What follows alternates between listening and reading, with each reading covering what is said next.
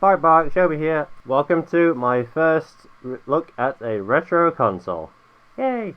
You guys know I love retro consoles, so I'm going to do a huge load of videos of each about a different retro console. That's the plan. Today, back to basics. I thought I'd have a look at my little friend, the Nintendo Entertainment System. Get it in the camera. There we go. Also known as the NES or the NES. Or some people just call it the Nintendo, because back then this was it. This was the only Nintendo thing out there. The NES is a redesign of a Japanese console called the Famicom. I'm going to have a look at that in a different video, where we're not going to talk about that today, just focusing on this one. This particular one, the NES, was released in October of 1985. Quite old now. And was discontinued in August of 1995, meaning it lasted a good 10 years. Of course, the Super Nintendo came out in 91, which I am a bit biased towards, of course. The NES carried on until 95, and games kept coming out for it while the Super Nintendo was out. I believe the last game was a Kirby game, I think. I don't know. When the NES was released, it came in what was called a deluxe set. Ooh, that sounds really, really fancy. What was in the deluxe set? It came with a light gun, which you plug it into your console, and you can play shooting games. It makes a very, very nice clicky noise. I do like that noise. It also came with a robot called Rob. Unfortunately, I don't have a Rob, so I can't show you one of those. However, if you played Smash Brothers, you will know Rob, because he is one of the fighters, and he looks a bit like this. This is his amiibo instead. This is the Famicom colours. Just imagine this in just grey, and then that's what came with the NES. Obviously not that small, he's like that big or something, I don't know. It also came with 2 games. It came with Gyromite, which is a game that works with Rob, and it also came with Duck Hunt. I don't have Duck Hunt on its own, but it's on there. Where you just shoot ducks, and the dog laughs at you. Yeah, this whole thing came to $180, which is about $450 now. Originally, you couldn't buy the console on its own, I don't think, but later on they sold it for just $90 on its own, or $100 if you wanted it with Mario Brothers. I said this thing was redesigned from a Japanese console. Why was it redesigned? That seems a bit daft.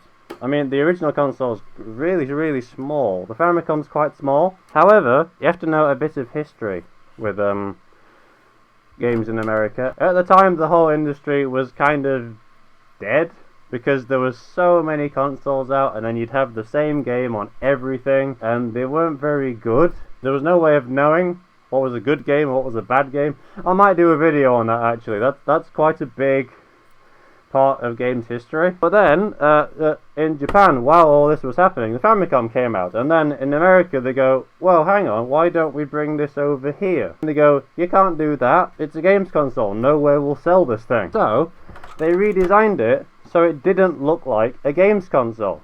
The cartridge goes inside, and not like on the top, or doesn't, I don't know, it doesn't do what normal consoles do. It looks like a VCR. The cartridges were absolutely huge, and that goes into the console. But basically, it doesn't look like a games console. It was marketed more as a toy to kids. Hey, it comes with this toy gun and this robot, and all the shops go, that seems pretty cool, we'll give it a shot. And it worked. The NES kind of brought the entire industry back. This is very, very important. Speaking of cartridges, when I first saw a NES cartridge, I was like, that's huge.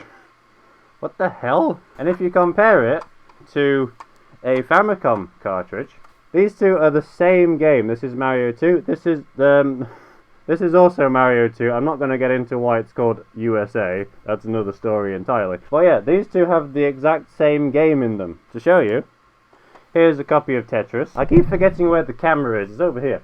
Here's Tetris, and if you open it up like this, you will notice that the game actually isn't very big. It's about the same size as the Famicom cartridge. So they literally just redesigned the case to make it look big. They also renamed everything, so like instead of a games console, it was a control deck. Instead of like a cartridge, it was a game pack. Nintendo don't call them control decks anymore, but they did for a long time. There's your games, there's your console and stuff. What else is there? Well, if you have a games console, you can't do a lot with it if you don't have a controller. The NES controller, very, very, very famous design. It has a D-pad.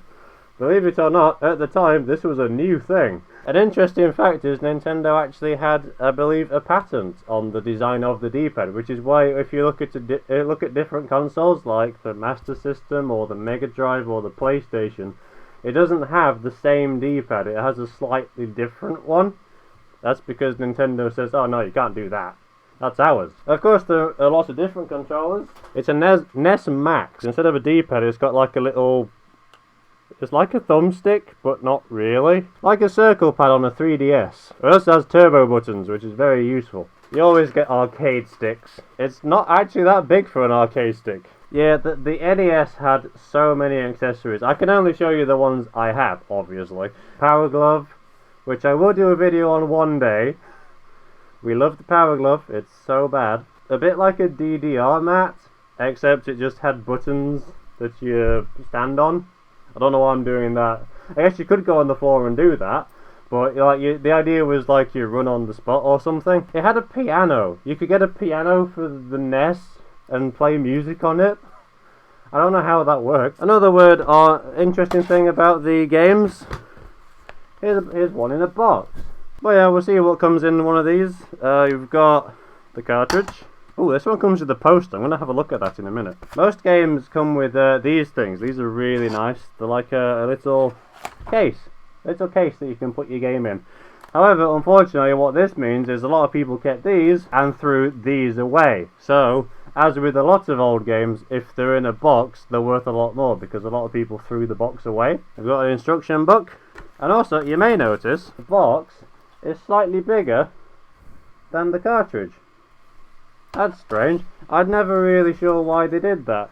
But, to make up for this, a lot of boxes have a piece of polystyrene in. There's some useless knowledge for you. A complete NES game usually comes with a piece of polystyrene. I'm going to have a look at the poster at the end. I'm interested in that. Let's look at the actual console itself. There's not a lot to the console. You've got your very noisy door. Don't know if you can hear that. It's quite squeaky. You've got your two controller ports at the front. You've got a power button. You've got a reset button.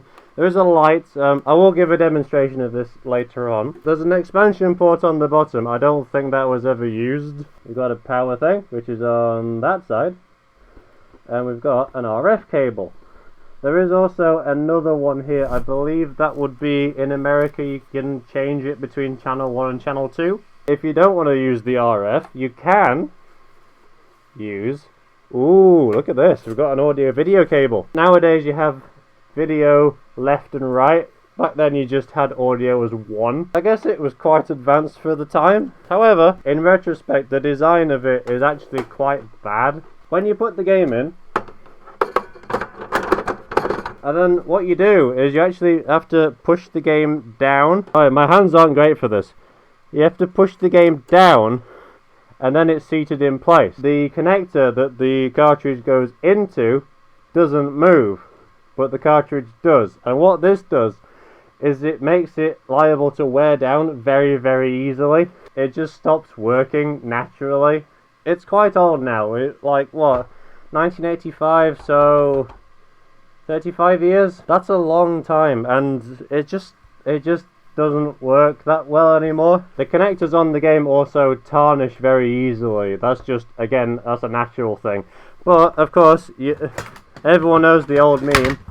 Like, if your game doesn't work, what do? You don't drop it on the floor. You go, you blow on it, and that supposedly makes it work. That's actually not a very good thing to do, because the moisture from your mouth makes the thing tarnish faster. I wouldn't recommend it in the long run. They then brought out a cleaning kit. I may have a look at this as well in a bit for you. Despite all this, the NES is one of the best-selling consoles ever. It sold 34 million in America alone, and worldwide it sold over 61 million.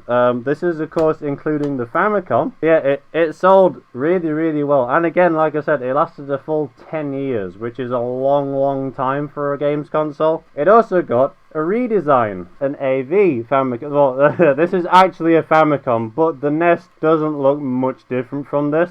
Basically, instead of the cartridge going in, it goes in the top instead. And also, it uses the same cable as the Super NES, because this came out in '93, so by this time the Super NES was already out. It also had a redesigned controller.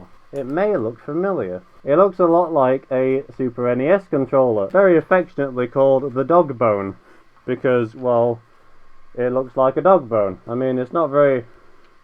No, it's not very tasty. We can't eat it. Unfortunately, it was Nintendo starting their trend of very short cables. But the controller's pretty cool. I do like this one. After all that, I'm going to show you a bit of the NES in action. So that will be now. So here we are with our NES. It's pretty straightforward. I mean, I only have one hand because my other hand is holding the camera, but I should be able to do this without knocking things over. So yeah, here's the inside. There's just not a lot to it. You can see the connector in there. That's the thing that doesn't move, so that's the thing that's liable to break quite a bit. You get your cartridge, you put it in, like that. You put it down. You don't have to close that, but it's nicer if you do. We should get a red light. And we also have a grey screen. Oh no, it's not worked. You have to like jiggle it around a bit. And then, hopefully, if we press the button, yeah, there we go. And we can play some Mario. Am I very good at Mario? Not with one hand, I'm not. Oh my god. Ah, where's the... There we go. Nope. I can't jump with one hand. Fun fact for you, the method that you put the cartridge in and out, like this thing, it's supposedly called zero insertion force, which basically means that it requires very little effort to put the cartridge in. I don't know if that's a good thing or not. I also can't take this out while I have my fursuit hand on. I can also show you what happens if you put in a cartridge from a different region. This is actually, I don't know if you can see it. No, you can't see it because it's not. But this is a American version of Tetris. So this is a different region to the, because this is a European NES. And if you try and use that, what it will do is it will try and work, but it will keep turning on and off. The reason this happens is because there is a, what they call a lockout chip inside. And basically the console is going, hang on, this is from a different region, I'm going to shut down and try again. And it just keeps looping and looping around, and it doesn't work. A couple of things I said I was going to have a look at. A NES cleaning kit. Cleans contacts and connections in seconds, assuring peak performance. Basically, on the back of NES cartridges, it says, do not clean with benzene, thinner, alcohol, or other such solvents. And then a few years later, whenever this came out, when did this come out? 1991, Nintendo said, well, actually, we lied a bit. If you use a little bit of isopropyl alcohol, and then you put it on this thing, and then you can use it to clean your console with. So basically that goes in there when you've put a little bit of cleaning alcohol on, and then you can use it to clean the contacts. So that's interesting. One last thing I said I was going to have a look at is the poster that came with the Mario 3. Now you're playing with power. That was the slogan of the NES in America. You're playing with power. Nintendo Power, which is where the magazine came from. And then you've got all these games that were available. Again, you have no idea of telling like what's good and what's not from this. You've just got pictures. But a lot of games did come with posters and things you can stick on your wall. I miss posters. We need to bring posters back.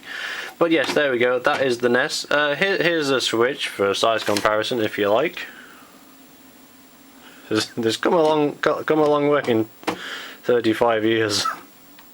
But yes, there's the NES. This is a quick demonstration of how it works.